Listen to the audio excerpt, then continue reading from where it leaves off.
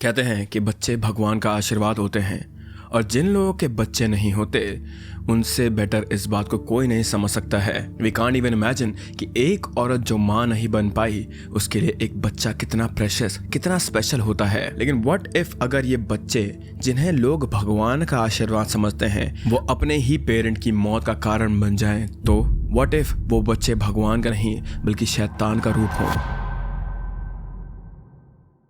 आज से अराउंड 13 साल पहले उड़ीसा के भुवनेश्वर शहर में किसी रोड के पास एक कपल ने एक 3 दिन ओल्ड इन्फेंट बच्ची को लावारिस पड़ा हुआ देखा था। मोस्ट प्रोबेबली उस बच्ची के असली माँ बाप ने किसी कारण या मजबूरी से अपने न्यू बॉर्न बेबी को अबैंडन कर दिया था, which is still wrong but fate had other plans. क्योंकि 41 ईयर ओल्ड राज लक्ष्मी कर और उनके हस्बैंड ने उस बेबी को ढूंढ लिया था इससे पहले कि उसके साथ कुछ बुरा हो पाता। अब कोई भी अच्छा इंसान किसी बच्चे को इस हालत में देखकर ऑब्वियसली उसे रेस्क्यू करेगा ही, लेकिन राज लक्ष्मी और उनके हस्बैंड के लिए it meant way more than this. दरअसल शादी के कई साल बीत जाने के बाद भी उन दोनों को कोई बच्चा नहीं था, विच मेंट कि उन्होंने कभी भी पेरेंटहुड एक्सपीरियंस करा ही नहीं था। किसी भी कपल के लिए पेरेंट बनना उनकी लाइफ का सबसे बड़ा मोमेंट होता है, बट राज लक्ष्मी और उनके हस्बैंड चाहकर भी ये एक्सपीरियंस नहीं कर पाए थे।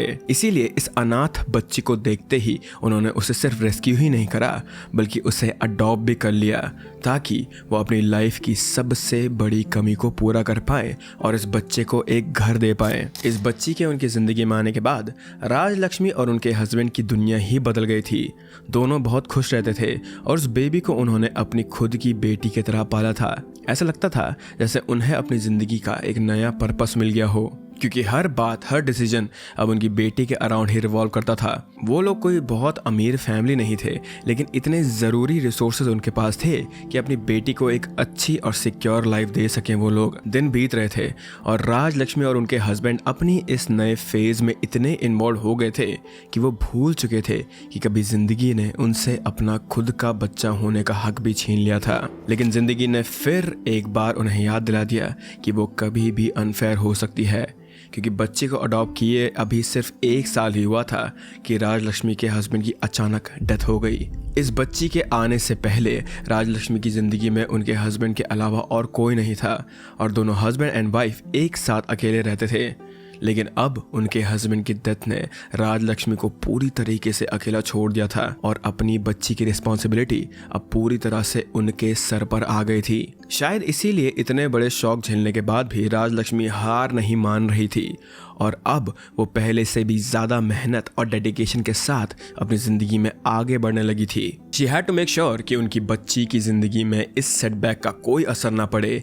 इसीलिए अपने हस्बैंड की डेथ के कुछ टाइम बाद ही वो भुवनेश्वर से शिफ्ट होकर उड़ीसा के पारलखेमुंडी टाउन में शिफ्ट हो गए थे। I am sorry if I pronounce that name wrong. Rajalakshmi अब अपनी बेटी के साथ पारलेखामुंडी टाउन के गजापत डिस्ट्रिक्ट में रहने लगी थी और उनके यहाँ शिफ्ट होने के 2 मेजर रीजंस थे।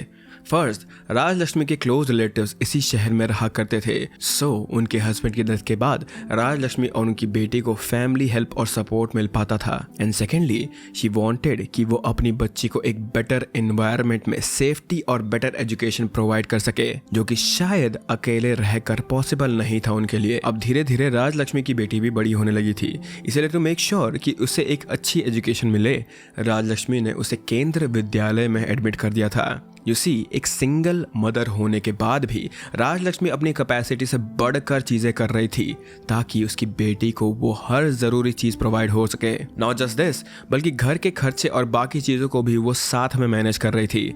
This was the level of dedication जिसके साथ वो अपनी बच्ची को रेस कर रही थी, सो दैट एक दिन वो अपनी लाइफ में सक्सेसफुल हो पाए और एक अच्छी जिंदगी जी पाए। And this was a mother's love for child, जो कि उनका था ही नहीं बायोलॉजिकली। इसमें कोई पर्सनल गेन या कोई बेनिफिट नहीं मिल रहा था राजलक्ष्मी को।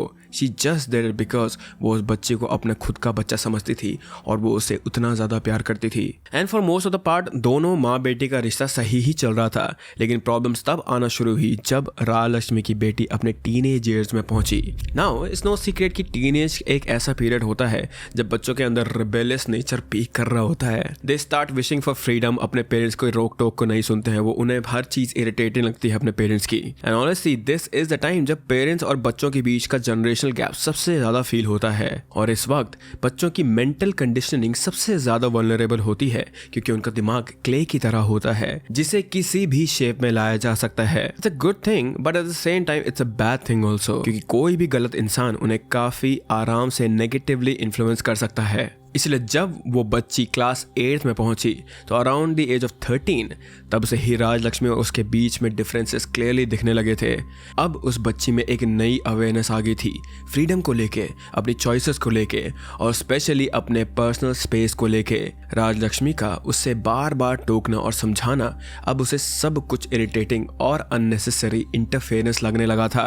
लेकिन अब यू माइट बी थिंकिंग कि आखिर माँ बेटी के बीच में इतनी टेंशन किस बात को लेकर थी। अब हर घर में थोड़ी बहुत नोकझोंक तो होती ही रहती है, लेकिन यहाँ बात थोड़ी सी अलग थी। दरअसल राजलक्ष्मी को अपनी बेटी के बिहेवियर में कुछ अनयूजुअल चेंजेस नजर आए थे, जैसे उसका फोन पे घंटों बात करना, स्कूल से लेट आना और कुछ लड़कों से रेगुलरली मिलना। जब राजलक्ष्मी ने पूछा तो पहले तो उसने बात टाल दी, लेकिन इवेंचुअली राजलक्ष्मी को पता चल गया था कि उसकी बेटी अपने उम्र से काफी बड़े लड़कों को डेट कर रही थी। Yes, you heard it right, it's लड़कों को, not a single guy. 21 year old Ganesh Rath and 20 year old Dinesh Sahu दोनों सिर्फ एक 13 साल की साथ एक रोमांटिक रिलेशनशिप में थे, which is so messed up to even think about. Ganesh एक मंदिर का पुजारी था और दिनेश भी उसी मंदिर में एक वर्कर की तरह काम करता था, पर not only legally but morally भी इन लोगों का रिलेशनशिप काफी ज्यादा गलत था। And I can't even imagine the shock जो राजलक्ष्मी जी को लगा होगा जब उन्हें अपनी बेटी के बॉयफ्रेंड्स के बारे में पता चला होगा।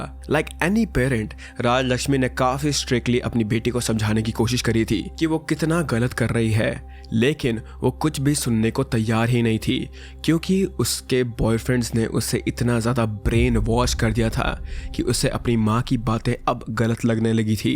इसके कारण दोनों माँ बेटी के बीच काफी ज्यादा टेंशन बन चुके थे और इसका फायदा गणेश और दिनेश दोनों ही उठा रहे थे। नाउ एक क्वेश्चन जो आई गेस तुम सबके मन में भी आया होगा वो ये है कि आखिरकार दो अडल्ट लड़के एक 13 साल की बच्ची के साथ रिलेशनशिप में क्यों रहेंगे। Aside from them being weirdo पीडो guys, एक काफी बड़ा रीजन था ग्रीड। इस बात का प्रूफ हमें तब मिला जब गणेश ने राजलक्ष्मी की बेटी को अपनी माँ की ज्वेलरी चुराने को कहा था। एंड लाइक आई सेड, वो लड़की इतनी ज्यादा ब्रेन वॉश हो चुकी थी कि अब वो उनका कहा मानने को तैयार हो गई थी। उसने एक्चुअली अपनी माँ के गहने चुरा कर गणेश को दे दिए थे, जिसे 2.4 लाख के लिए गिरवी रख के उसने एक नई मोटरसाइकिल खरीदी थी। कैन यू इमेजिन कि एक इंसान को ऐसा करने के लिए कितना बेशरम और गिरा हुआ होना होगा। वैसे राजलक्ष्मी को इस बारे में पता था या नहीं, बट उन्हें इतना जरूर पता था कि अगर उनकी बेटी गणेश और दिनेश के साथ रही तो वो बर्बाद हो जाएगी। इसीलिए she was against their relationship. पर उनकी बेटी अपनी माँ के स्ट्रिक्टनेस के पीछे का प्यार और कंसर्न को देख नहीं पा रही थी। Rajalakshmi on the other hand अपनी बेटी से काफी ज्यादा अपसेट थे, लेकिन शी वॉज स्टिल होपफुल कि उनकी बेटी धीरे धीरे उनकी बातें समझ जाएंगी। लेकिन आगे जो होने वाला था उन्होंने अपने सपने में भी इमेजिन नहीं करा होगा ये चीज।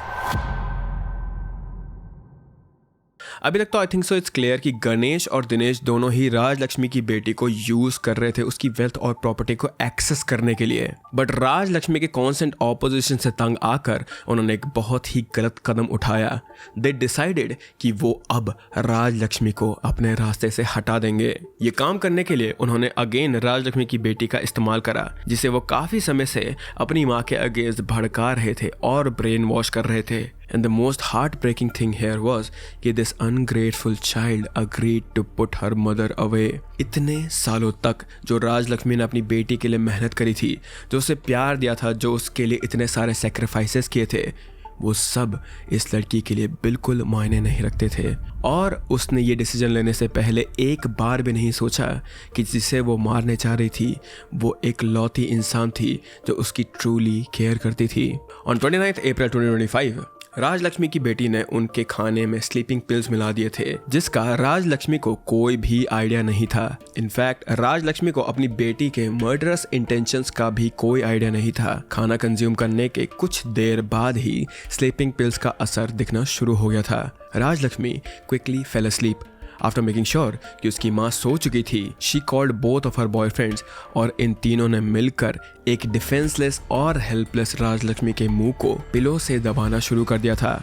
और तब तक दबा कर रखा जब तक उनका दम नहीं घुट गया। राजलक्ष्मी का सालों का प्यार, केयर और sacrifice cumulated to this moment जहाँ पर उनके खुद की बेटी ने उनकी जान ले ली थी। लेकिन इसके बाद जो उसने किया, it's going to disgust you even more. Rajalakshmi was almost 54-year-old at this point and since उनकी बेटी हमेशा से उनके साथ रहती थी, शी न्यू कि राजलक्ष्मी को हार्ट रिलेटेड प्रॉब्लम्स थी और 2 साल पहले उन्हें एक हार्ट अटैक भी आया था which she had manage to survive. इसीलिए अपने क्राइम को कवर अप करने के लिए इस लड़की ने राजलक्ष्मी के ब्रदर को कॉल करा और उन्हें ये बताया कि राजलक्ष्मी को हार्ट अटैक आया था, जिसके कारण वो उसे हॉस्पिटल लेकर जा रही है एंड शी एक्चुअली टुक राजलक्ष्मी's body to a government hospital जहां पर she was declared dead। उस लड़की ने सबको कन्विंस कर दिया था कि राजलक्ष्मी की मौत हार्ट अटैक के कारण हुई थी और since it was a government hospital तो nobody even bothered to check और question